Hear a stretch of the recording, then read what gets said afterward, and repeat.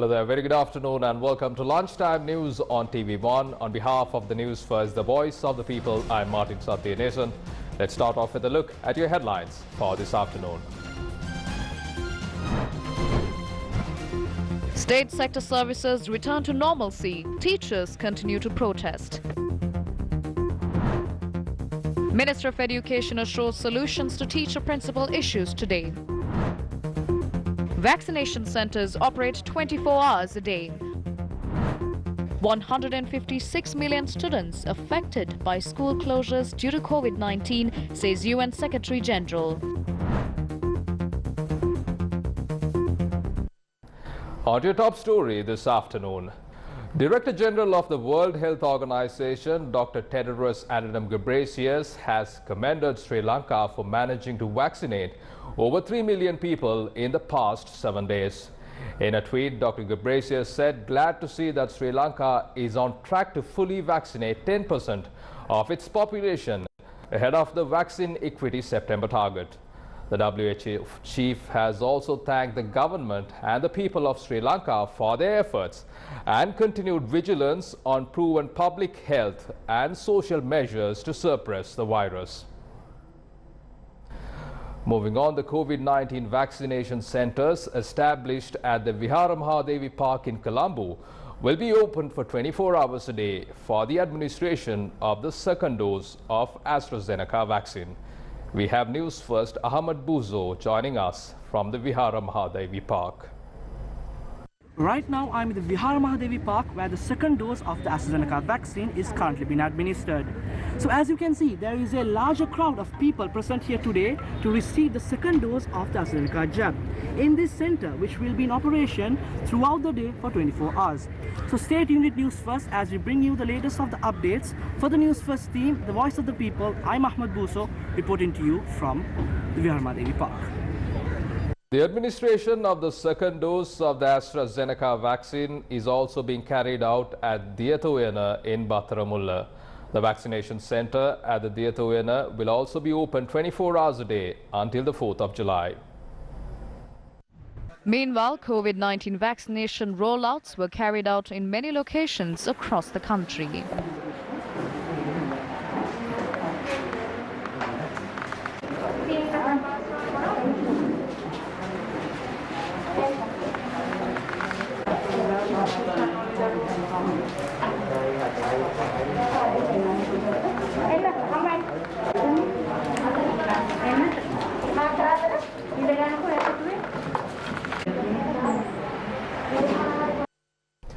State Minister Professor Channa Jayasumana visited the COVID-19 vaccination program at the Anuradhapura Teaching Hospital today.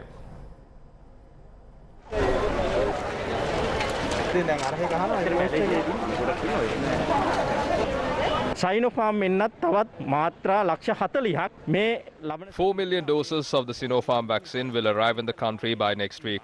State sector employees know how to operate abiding by health guidelines. That's why they were given this opportunity. The support of the state sector employees is crucial in order to rebuild the country. The endeavor is being carried out with the belief that they will not contribute to the spread of the virus. They will act wisely during these difficult times. නෑ කියන විශ්වාසයෙන් තමයි මේ කටයුත්ත සිද්ධ කරනු ලැබුවේ. Minister Namal Rajapaksa says the public should act responsibly in order for the country to be kept open.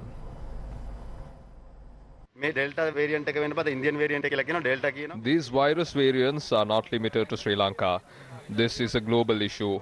Even world leaders have acknowledged that vaccination is the only solution to this pandemic. Our government is also providing vaccines to all those over 30. This is not a decision taken only by the President. This is a decision that has been taken jointly by all health authorities. Closing the country and opening it all at once will only increase the number of positive cases. Therefore, the vaccination drive should be done properly and we can gradually reopen the country. That's when we can economically strengthen the country.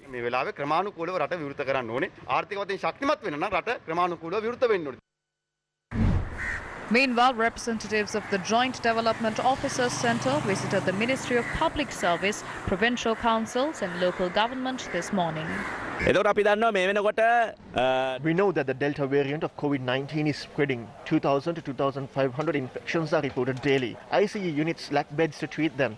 Expectant and breastfeeding mothers have been summoned to work. According to the Secretary to the Ministry of Public Services, Provincial Councils and Local Government, what is the reason for this? He says that they have been vaccinated. Not all expectant mothers have been vaccinated. Why are they being called to work? This is an issue related to the people's lives. We will resort to trade union action if a circular or a gazette is not issued to solve this problem today. The inter-provincial bus and train services resumed today. State Minister of Vehicle Regulation, Bus Transport Services, Train Compartments and Motorcar Industry Dilum Amunugama said inter-provincial bus and train services commenced aiming at providing transportation for the state and private sector employees. General Manager of Sri Lanka Railways, Dhammika Jayasundara said 30 inter-provincial train services will be in operation daily. Trains arrived from several areas across the island to the Colombo Fort railway station this morning. An increased number of passengers were seen travelling on trains compared to other days.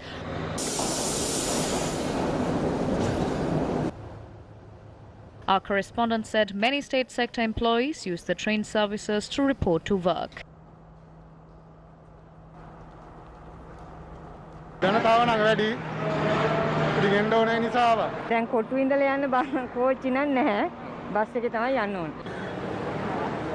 Our cameras captured the bus services that were in operation in and around the Dhammika railway station.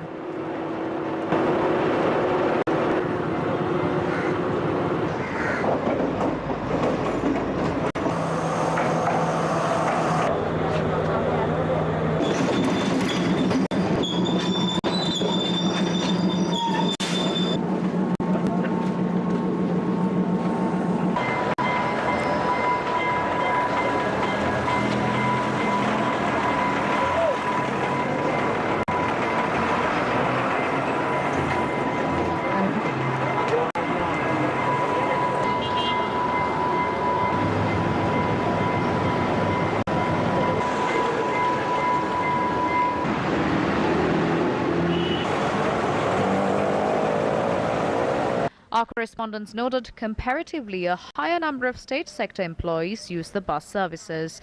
This is the manner in which state sector employees reported to work to Setsiripaya and other state sector organizations.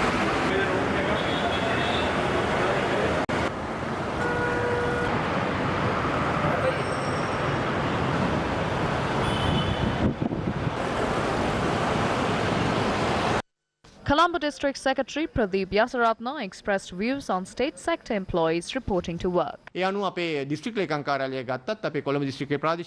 have received information that staffs at 13 offices under the Colombo District Secretariat have reported to work. We have advised all the heads of the organizations to operate under health guidelines. Accordingly, the circular is issued.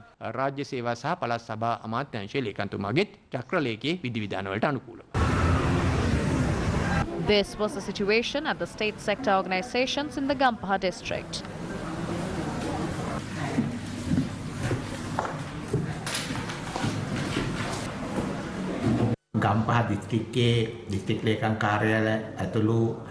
All state sector employees attached to the Gampaha District Secretariat and Divisional Secretariat have reported to work today, are enthusiastically engaged in their duties.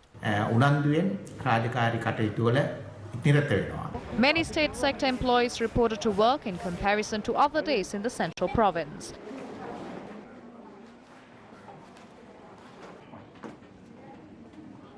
The highest number of train and bus services were reported within the Kurunegala district. Our correspondent said many passengers use the train services compared to the bus services.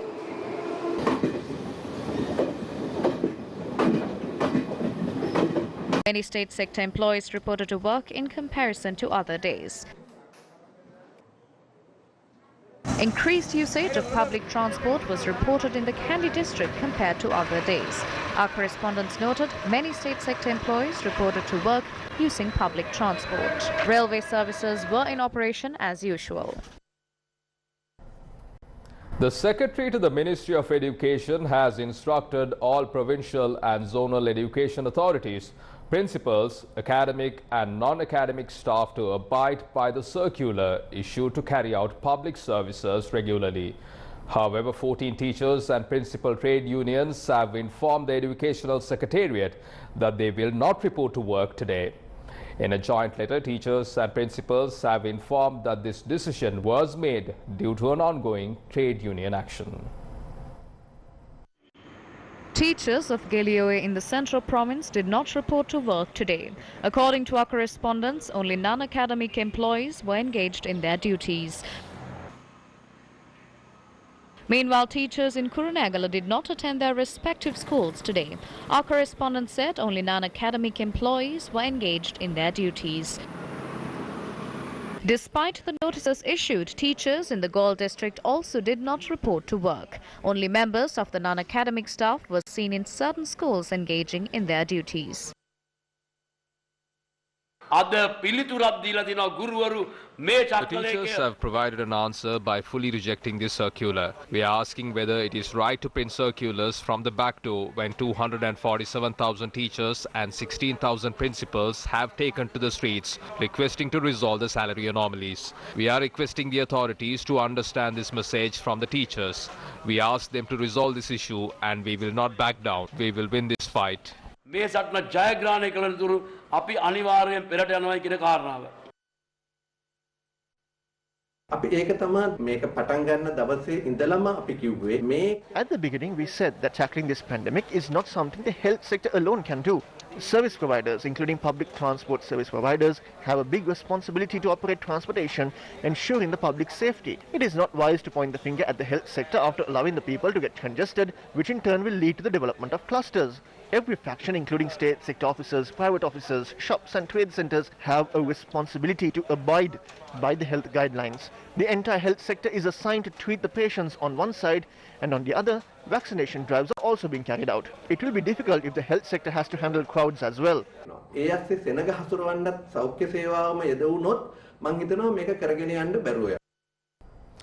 Minister of Education Professor G.L. Peiris said that a solution will be provided to the teachers and principals' salary anomalies issue during the cabinet meeting this evening. The minister also commented on the plan to reopen schools. The cabinet will convene at 5 p.m. and we are expecting to discuss the teachers' salary anomaly issue in detail. And by thinking about all the aspects, we will make every effort to resolve the issue. Due to the current situation where education has come to a standstill, children have been affected severely. This has become a serious issue for the children in the rural parts of the country, especially areas where there is no internet coverage. All the students are sitting for the general examinations, and we have announced the dates for those also. Against such a backdrop, the primary requirement in the country is to reopen schools by adhering to health guidelines. As at this morning, 83% of teachers and non-academic staff have received the first dose of the vaccine. The government has requested all the state sector employees to report to work and continue to operate as usual against such a backdrop.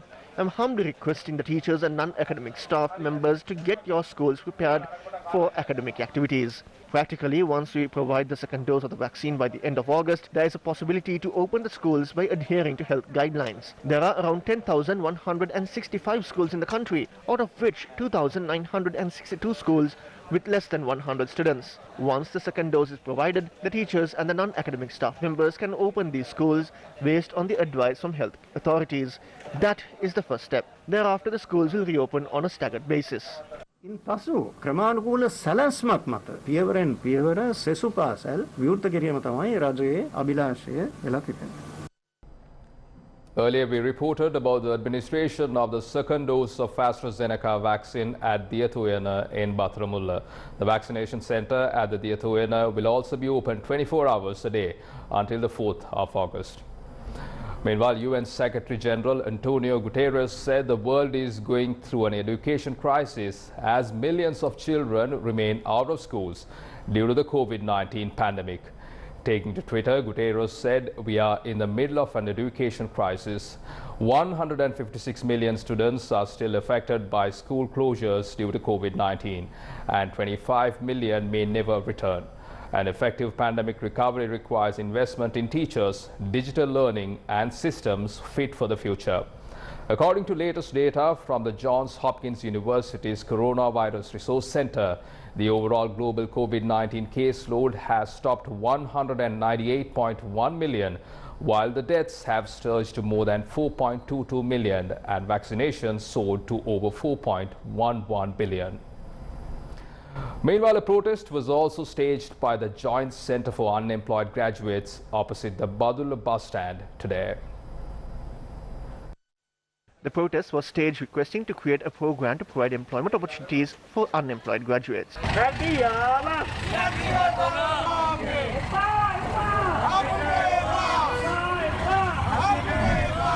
Meanwhile, the members of the Joint Center for Unemployed Graduates arrived at the State Ministry for Local Government and Provincial Councils today to discuss matters pertaining to graduates who have not been provided employment after undergoing training. The National People's Power convened a media briefing and spoke about strengthening the freedom yesterday. Once again, while defending individual liberty and individual identity, we believe that the country must focus on building a society that protects, cares and empathizes with one another. We do not have to be indebted to any family, generation or aristocracy. There is no need to bring such people as well. We have individuals who have the knowledge and education that the country requires. We also have the ability to rebuild the economy and the political system. Democracy is under great threat when the rulers fail to govern the country and give more democratic rights to the people. That is what we can see these days. We have to go on this journey by uniting all the civil society organizations and other organizations. Before we leave you this afternoon, let me remind you that the COVID-19 vaccination centers have been established across the country. The Vihara Mahadevi Park in Colombo and the Atoena in Battaramulla will be open 24 hours a day for the administration of the second dose of the AstraZeneca vaccine. The vaccination center at the Vihara Mahadevi Park will continue until 6th of August, while the vaccination center at the Atoena in Battaramulla will continue until the 4th of August rather. From that, we bring to a close this edition of Lunchtime News on TV1. For details of the stories and much more, simply log on to our website www.newsfirst.lk. For the News First, the voice of the people, I am Martin Satyanesan. You take care and stay safe.